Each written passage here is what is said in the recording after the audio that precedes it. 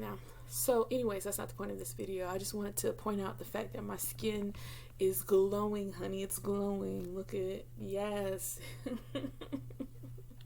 You know. So I was not planning to make this video, which is why I have what I have on. My hair isn't done did. Actually, I need a perm because half of my hair is natural now and half of my hair is permed.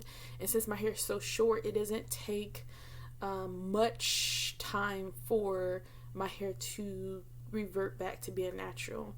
If you don't know, I rock the pixie haircut, like the Nia Long, on a day-to-day basis. But since I don't really go anywhere, I'm just waiting for my exodus. I am not bothered to perm my hair until I need to.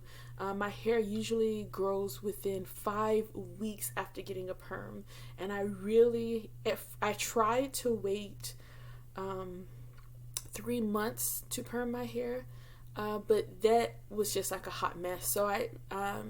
So I now am permanent within 2 months, and even then 2 months my hair looks a hot mess because I said half of it be curly, like afro curly, and half of it be straight, and it just it don't lay right when it's like that. So anyways, yeah, that explains why I'm wearing what I'm wearing. So I wasn't planning to make this video, y'all, but let me tell you, I was on Instagram scrolling, minding my own business, and came across something that I wanted to speak about.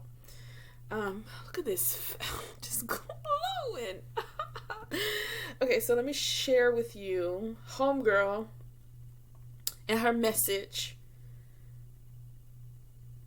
If my phone, oh, here it is. So I'm going to share with you homegirl and this message.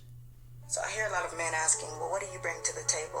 And women are now so attractive and, making money and all these things. So we feel like, well, that automatically makes me a good catch. Look at me, I'm attractive and I make some money. Do you understand that even if you have a good paying job, a man will walk past your 6-figure making self and as attractive as you are and go to the mugly girl at Burger King because she knew how to be his piece and how to give him what he really was looking for? It doesn't matter what you make. Men don't care. When men ask you, what do you bring to the table? They're simply asking, do you know how to be my peace? Will you listen to me? Will you encourage me? Will you help me to pursue my dreams and to be a better man and a human being? Are you compassionate? Are you kind? Are you loving? Are you nurturing? Will you pray with me? Will you pray for me? I'm out here fighting the world. I don't want to come home and fight with you too. If I'm going to fight, I hope that you'll fight with me and fight for me. Are you going to be everything that I need? Because at the end of the day, what I'm really looking for is peace and stability. They will walk past everything if you're not that. Okay. So I hear a lot of men ask. Okay, first of all, let me just tell you my response to this. I wrote, honestly, I am not interested in helping a man get through emotional trauma. Black women, this is for all women, but especially women of color, specifically black women. It's okay to want your man to have healed from childhood trauma before entering into a relationship with them. I understand what sis is talking about in this video, but I believe part of her message comes from a toxic mindset in the black community that black women can and will do it all. I'm in my 30s. I know I don't look like it, but I'm in my 30s. And I want a man who has already healed. I spent the last 3 years learning and healing while single. He can too.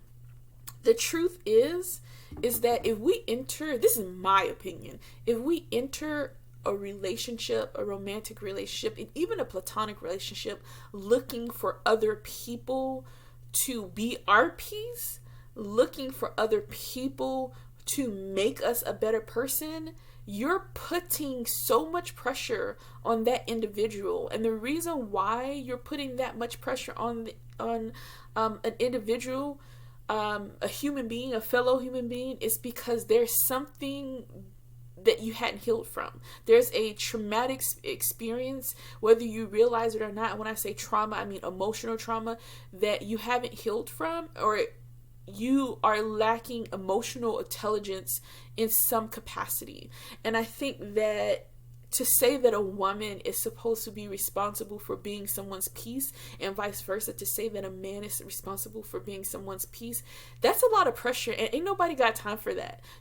I believe that in a relationship, emotionally, it's best to have sought out counseling, heal from past traumas, etc., and etc., before entering into a relationship. That way, if both people have healed from trauma, they're starting a relationship fully trusting one another, fully expecting the best from one another, and it eliminates this defensiveness that people who have had traumatic experiences, emotional traumatic experiences, usually have.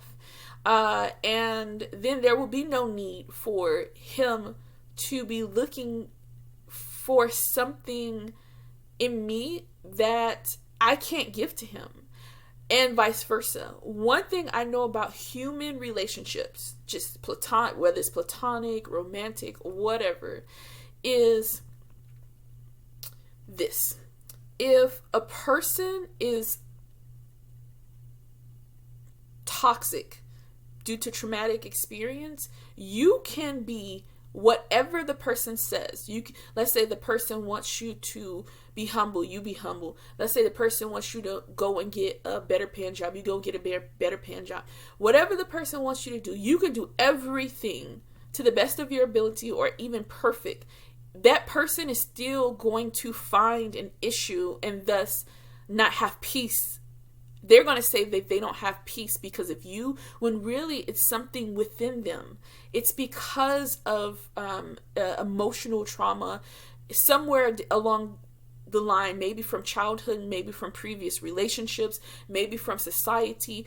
And people need to heal from that before they get into friendships, before they pursue family relationships, before they get into romantic relationships. Do not come to me without without taking the time and the effort to seek help from previous traumas.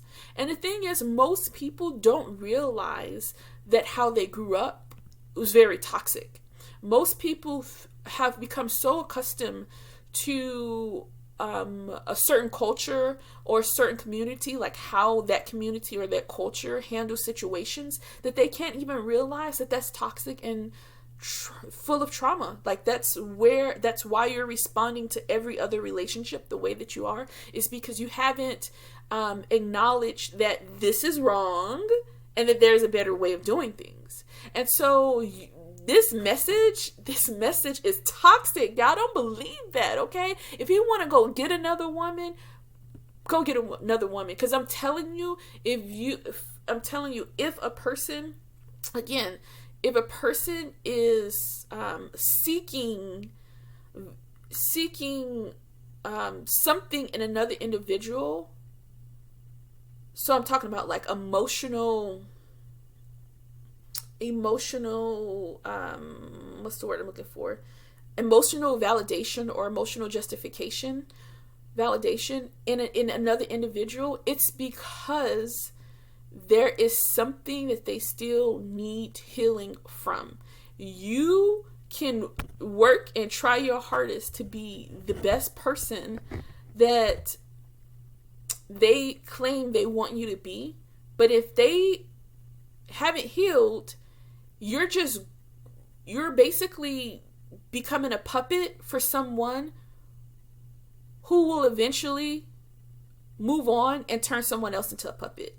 Toxic people who become toxic due to trauma of the past, they often expect other people to be molded into the image that they feel comfortable with. Does that make sense? So if I'm a toxic person, I will expect everyone around me to be a yes man, or never say anything that will help me to grow. Never say anything that will challenge some of my ideas and my viewpoints on issues in life, right? That, because toxic people who have traumatic experience typically have trust issues. And so one of the ways that they handle relationships is they control things, people, and situations. And if they are not in control in a situation, then there's going to be a reaction to it. And so to bring it back to this Instagram post with homegirl, don't listen to it. It's bad advice. And I tell you this because I used to be a appeasement pleaser. I used to appease people because I didn't like dealing with alpha personalities. I didn't want drama. And so I used to try to appease people. Now, starting 2021, I don't do that anymore. I do not, because it doesn't work. I'm telling you firsthand. I spent almost 30 years being an appeasement pleaser, and it nearly led me to actually I did have a nervous breakdown. Let's not say nearly. I had a nervous breakdown.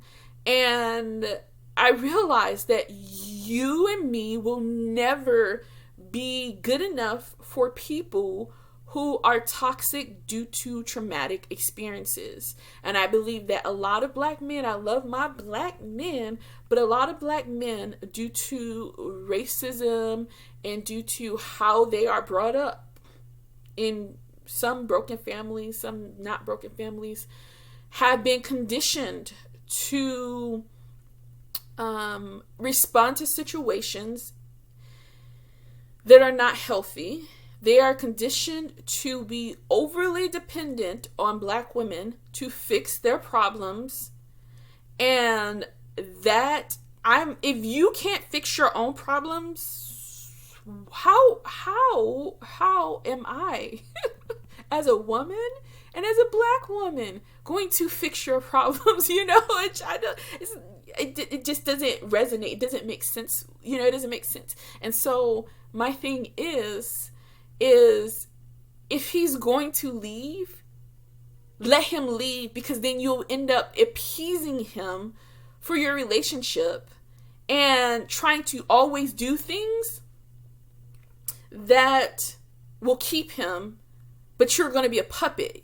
He's not really going to be in a relationship with you because he wants to get to know you, because he wants to, contribute to the relationship, and vice versa. You're not going to be in a relationship with him because you want to get to know him and you want to contribute to a relationship. You're going to be in the relationship because you're appeasing him, and he's going to be in a relationship with you because you're appeasing him. Does that make sense? And this is not only in a romantic relationship.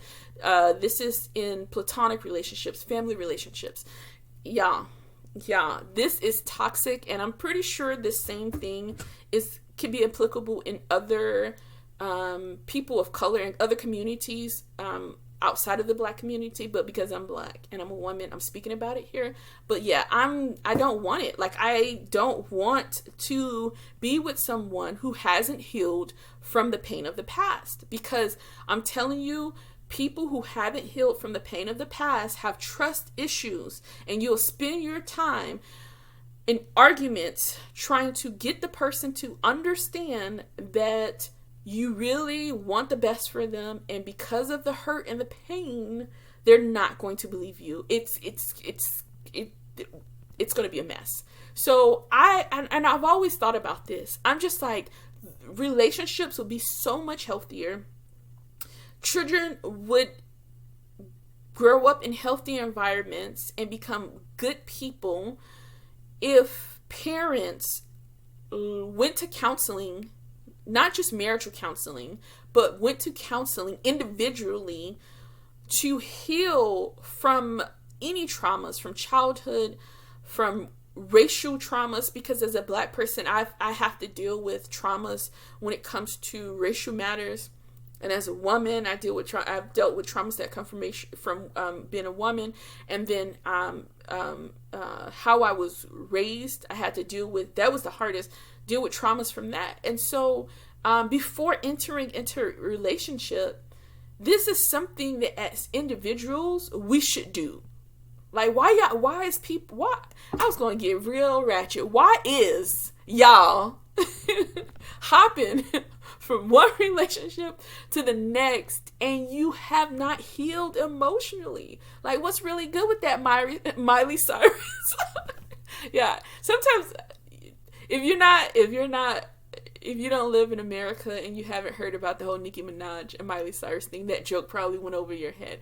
But the point that I'm making is heal. Like, heal. That's the best thing. If you want peace, be peace, and then enter a relationship with someone who is peace. Don't expect that person to be your peace when you are the opposite of peace. What's the opposite of peace? When you are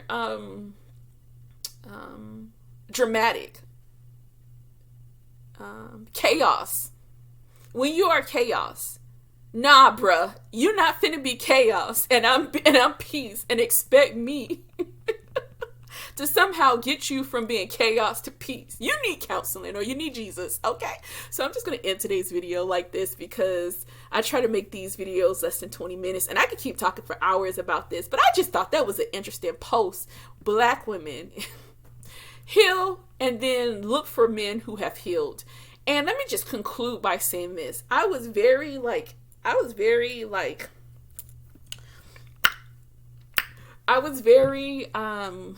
adamant about dating within the Black community because of the cultural similarities.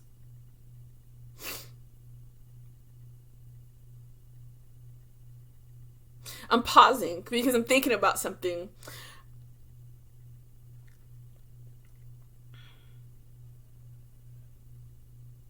But then I realized, no, okay, actually I didn't realize this. Jesus had to talk to me and get me to understand this. I'm just being honest. That what I am looking for in a significant other, in a husband, could be accomplished dating outside of my race and culture. And I wasn't believing that. I honestly, I was like, I hear you, Jesus. I hear you. But what about X, Y, and Z? And then it took like about a month or two of going back and forth. Now, I wasn't trying to go back and forth with Jesus intentionally, but I just was like, but.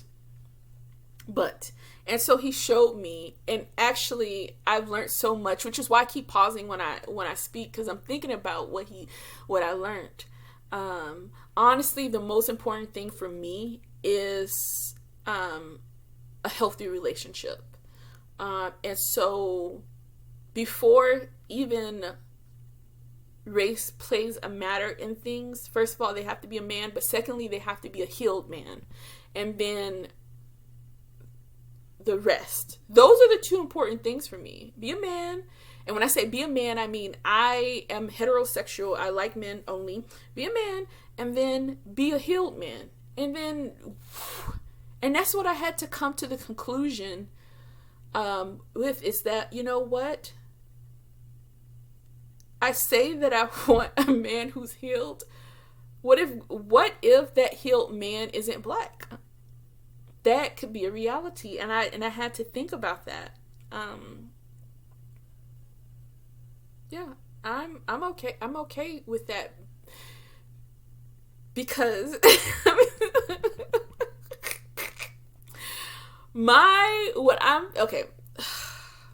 healed men are not racist, colorist, or sexist. That's why I said healed men. You get it? Okay. So it covers the things that are important to me. Okay. So yeah, this was random. That's why I have my favorite scarf on my head, and why I am wearing my hoodie.